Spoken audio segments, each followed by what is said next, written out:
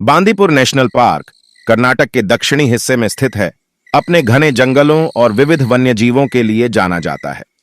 One अधिकारी अर्जुन पटेल हमेशा से जंगल की ओर आकर्षित थे।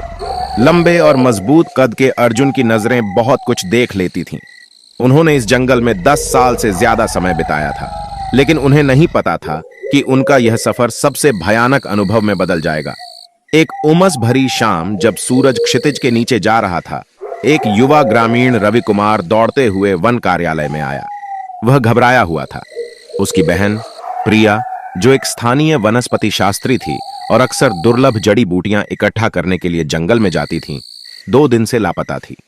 रवि ने हर जगह ढूंढा, लेकिन प्रिया का कोई पता नहीं चला। अर्जुन ने तुरंत एक खोज दल का आयोजन किया। वह अपने वफादार सहायकों रमेश और संजय के साथ जंगल में प्रिया की तलाश में निकले। घना जंगल उस रात बहुत शांत था। केवल पत्तों की हल्की सरसराहट सुनाई दे रही थी। घंटों की तलाश के बाद उन्हें एक छोटा गंदा तालाब मिला, जहां प्रिया का बैग पड़ा था। बैग की पट्टियां फटी हुई थीं और वह कीचड़ में लिपटा हुआ था। पास ही उन्हें कुछ और भयावह मिला, खून से सना हुआ रुमाल जिस पर पीके के अक्षर लिखे थे। रक्त देखकर अर्जुन की रीढ़ में सिहरन दौड़ गई। वह जंगल को अच्छी तरह जानते थे, लेकिन वहां कुछ हिस्से ऐसे थे जहां जाने से वे भी डरते थे। अर्जुन ने खुद को संभाला और सच जानने के लिए दृढ़ संकल्प लिया। जैसे जैसे वे जंगल में गहराई तक गए, माहौल और भारी होता गया। पेड़ जैसे उनके चारों ओर घिरते जा रहे थे। वे एक प्राचीन बरगद के पेड़ के पास पहुंचे, जिसकी जड़ें सांपों की तरह जमीन पर फैली हुई थीं। अर्जुन को एक अजीब सा भय महसूस हुआ। तभी उनके सहायक रमेश ने चिल्लाया, साहब इधर देखिए। वह जमीन की ओर इशारा कर रहा था। वहां जड़ों के नीचे एक सड़ा गला कंकाल का हाथ था। अर्जुन का दिल तेजी से धड़कने लगा। उन्होंने हाथ में पहना कंगन पहचाना, वह प्रिया का था। उन्होंने और खोदा तो प्रिया का शव मिट्टी और पत्तों में ढका हुआ मिला। उसका चेहरा डर से विकृत था और कपड़े फटे हुए थे। साफ था कि उसकी हिंसक मौत हुई थी। प्रिया का शव मिलना केवल शुरुआत थी। उस रात जब अर्जुन सोने की कोशिश कर रहे थे, उन्हें भयानक सपने आने लगे। उन्होंने प्रिया का चेहरा देखा, पीला और खून से सना हुआ। वह कुछ कहने की कोशिश कर रही थी, लेकिन पेड़ों की फुसफुसाहट उसकी आवाज को डुबा रही थी।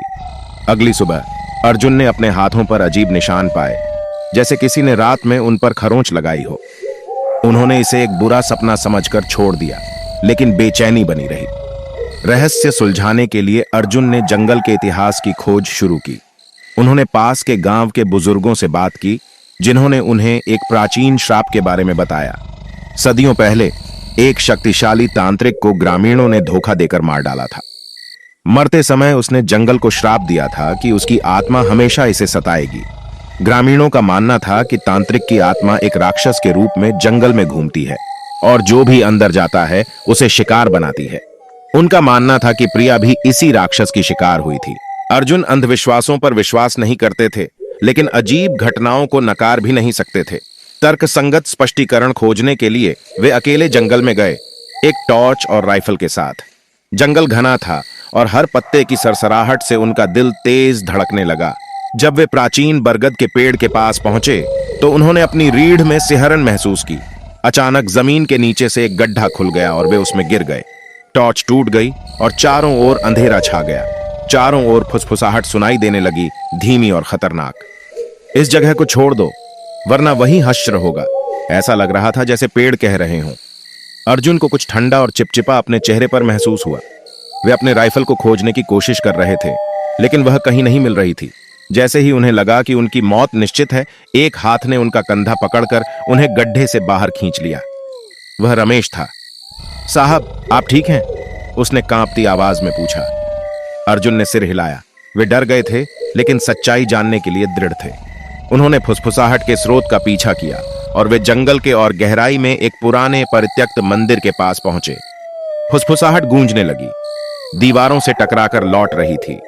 मंदिर के अंदर उन्होंने एक छोटा वेदी पाया, जो धूल और जाले से ढका हुआ था। उस पर एक पुरानी फटी हुई किताब पड़ी थी।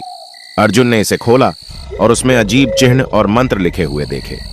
पढ़ते पढ़ते उन्हें एहसास हुआ कि यह किताब तांत्रिक के श्राप को हटाने का तरीका बता रही थी। भूतिया असर खत्म करने के लिए अर्जुन ने किताब में वर्णित एक पूजा करने का निश्चय किया। रात होने पर उन्होंने और रमेश ने आवश्यक सामान, पवित्र जड़ी बूटियां एक खंजर और तालाब का पानी इकट्ठा किया। पूर्णिमा की रात में उन्होंने पूजा शुरू की।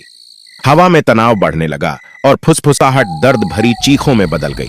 अचानक एक काली छायादार आकृति पेड़ों से निकली। उसकी आंखें दुष्ट प्रकाश से चमक रही थीं। अर्जुन ने डटे रहते हुए किताब से मंत्र पढ़े।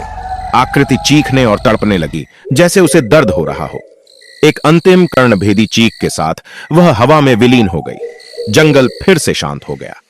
भारी वातावरण हल्का हो गया और भयावह आवाजें बंद हो गईं। अर्जुन और रमेश गांव लौटे, थके हुए लेकिन विजयी। उन्होंने ग्रामीणों को बताया कि श्राप हटा दिया गया है और जंगल अब सुरक्षित है। आने वाले दिनों में जंगल फिर से जीवंत हो गया। जानवर लौट आए और पेड़ अब भयानक चेतावनी नहीं देते थे। हालांकि अर्जुन के मन में यह भावना बनी रही कि कुछ अभी भी परछाइयों में छुपा हुआ है। सालों बाद अर्जुन सेवा से रिटायर हो गए, लेकिन उस भयावह रात की घटनाएं उनके साथ रहीं। वह अक्सर जंगल की ओर खींचते चले जाते थे, यह सुनने के लिए कि क्या वे पुराने फुसफुसाहटें अब भी गूंज रही हैं। हालांकि श्राप हटा दिया गया था, उन्हें पता था कि जंगल में कई रहस्य छुपे हुए हैं। और इस तरह बांदीपुर के फुसफुसाते साये की कहानी एक दंत कथा बन गई, पीढ़ी दर पीढ़ी सुनाई जाती रही। कुछ कहते हैं कि शांत रातों में अगर आप ध्यान से सुने तो आप अभी भी तांत्रिक के श्राप की हल्की गूंज सुन सकते हैं, जो सभी को याद दिलाती है कि जंगल कभी नहीं भूलता। अर्जुन अपने छोटे से घर में आग के पास बैठे थे और सोच रहे थे कि क्या उन्होंने वास्तव में श्राप हटा दिया है या वे केवल एक प्राचीन और दुष्ट चीज की सतह को खरोंच पाए हैं। जंगल ने उन्हें बदल दिया था, उनके आत्मा पर एक अमिट निशान छोड़ दिया था। और हालांकि उन्होंने अंधकार का सामना किया और